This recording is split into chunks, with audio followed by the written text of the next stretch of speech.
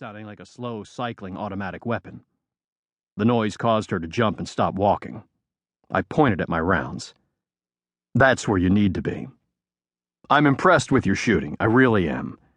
But you need to get better, much, much better, if you want to pass A&S. She crossed her arms on her chest, staring at me without a word.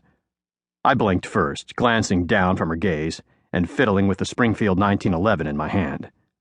She said, "I'm not so sure I want to do that anyway, if it means working with jackasses like you." I whipped my head up at that comment, shocked it had come out of her mouth. Jennifer was the type of person who never said a cross word about anyone, ever, even when they deserved it. Waitress treat you like a mushroom? Probably because she's preoccupied with her special needs child at home. Driver cut you off? Maybe because he's rushing his pregnant wife to the hospital. She'd snapped at me before, but had never called me names. The fact that she had now meant I'd finally crossed a line, entering a no man's land way, way south of the friend zone. The thought scared the hell out of me. She had a tiny smirk on her face, and I felt the relief like a reserve parachute blossoming above my head. She had seen the fear, and that had been worth more than the apology. She said, "You know, it takes more than fancy shooting." I grinned and said, "What does?" "Impressing me." I holstered the pistol and said, "Impressing you isn't the issue.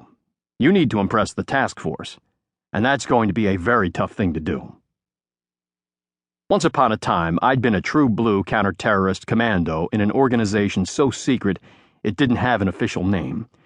A unit that made us feel like we were barrel-chested freedom fighters keeping America safe from the bad men stalking the earth.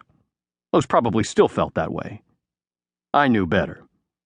I'd had a run-in with destiny, a horrific event involving my family, and it had crushed me. I had been well on my way to self-imposed suicide, death by cop or anyone else with a gun, when I'd crossed paths with Jennifer. She'd pulled me out of the abyss, scabbing over the loss of my wife and child without even meaning to. In return for that favor, I was trying to convince the command of my old unit to allow her to try out, without even telling her initially. It was selfish of me, I understood that. I wanted back into the Taskforce embrace, but I didn't want to lose Jennifer. We'd found the temple in Guatemala, and I'd convinced Jennifer to start a company with the proceeds. She could finish her degree in anthropology, and I could start kicking terrorist ass around the world with my new cover company. A dream world, like the ending of the movie True Lies. Well, maybe not that good, but the company was pretty close. Ostensibly designed to help anyone who wanted to conduct archaeological work around the world, we were a one-stop shop for old shit. We could schmooze host country governments for the overall effort or provide security for an individual dig, all the while helping the United States preempt terrorist actions in denied areas. Perfect cover in my mind, but less than perfect in others, especially when Jennifer was brought into the mix. Kurt Hale, the commander of the task force, had tentatively agreed to allow us to start the company, and we even had a name, Grolier Recovery Services. But I had more in mind. I wanted to operate like I had in the past, and I wanted Jennifer to do the same, which was unorthodox, to say the least. After all, she was a civilian, and a female. Jennifer walked back to the shooting line, sizing me up, basically shutting me down. She said, "I could give a flip what the task force thinks about me. I am who I am, take it or leave it."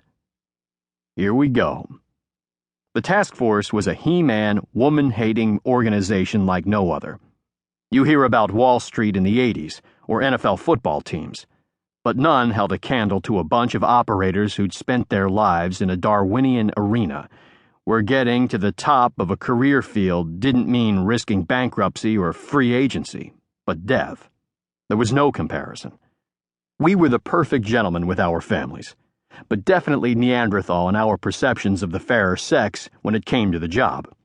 Getting Jennifer into assessment and selection was a hurdle in and of itself.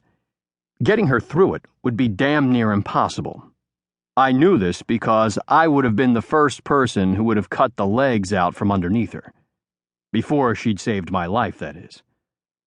I said, "Jennifer, I know I'm walking on thin ice, but please understand."